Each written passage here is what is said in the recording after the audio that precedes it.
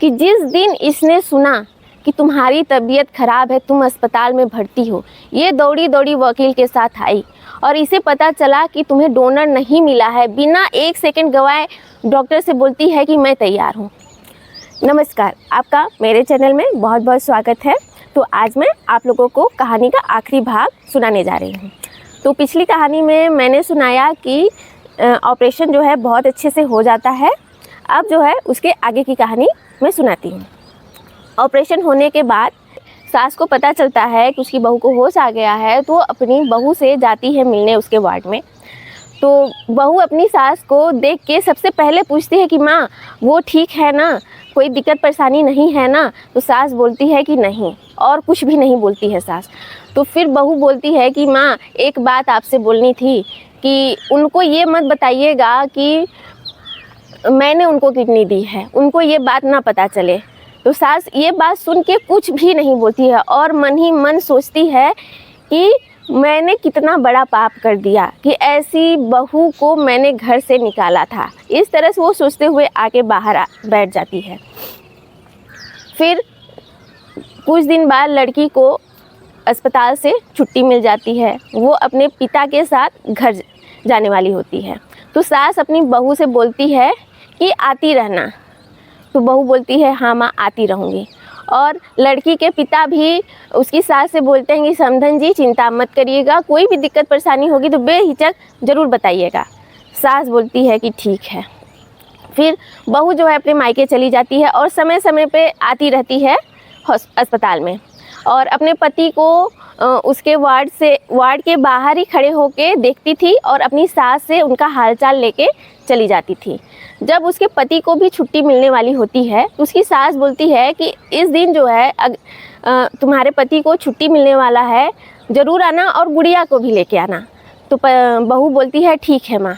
जिस दिन छुट्टी होने वाली होती है कि बहू अपनी बेटी को साथ में लेके आती है। सास जो है अपनी बहू को अपने बेटे के वार्ड में भेज देती है। तो बहू जैसे ही कमरे के अंदर जाती है, लड़का जो है अपनी पत्नी को देख के भड़क उठता है। बोलता है कि तुम यहाँ क्या करने आई हो, तुमको किसने बुलाया, बताओ तुम क्या देखने आई हो तुम यहाँ पे। अच्छा मुझे अब समझ में आया, ये तुम देखने आई हो कि मैं मरा कि नहीं मरा। तुम्हें तो देख के बड़ा दुख हो रहा होगा कि मैं सही सलामत हूँ, सही कर रहा हूँ ना। लड़की जो है ये सब बातें सुन के रोने लगती है और वो वार्ड से बाहर निकल जाती है। सास जो है अपनी बहू को इस तरह से रोता देख पूछती है कि क्या हुआ। तो बहू बोलती है कुछ नहीं। वो अपनी बहू का हाथ पकड़ के फिर से कमरे के अंदर ले जाती है। तो बेटा फिर से अपनी माँ से पूछता है कि माँ इसे क्यों लेके अंदर आई हो। माँ जो है अपने बेटे की तरफ देख के बोलती है कि बेटा ऐसा मत बोलो, जो तुम इस तरह से बोल रहे हो बिल्कुल गलत बोल रहे हो। हम लोगों ने इसके साथ इतना गलत किया है कि पूछो मत, लेकिन फिर भी इसने हम लोगों का हमेशा भला ही सोचा है, कभी बुरा नहीं सोचा। हम लोगों ने इसकी अच्छाई को इग्नोर किया है। तुम्हें याद है ना किस तरह से मेरे कहने पर इसे तुमने घर से बाहर निकाला था।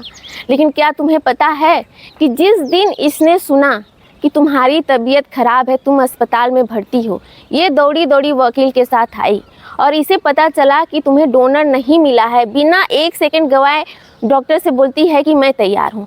अगर आज तुम मेरे सामने इस तरह से सही सलामत हो, इस तरह से बोल रहे हो, तो सब इसकी देन है। नहीं तो आज तुम इस तरह से नहीं रहते बेटे।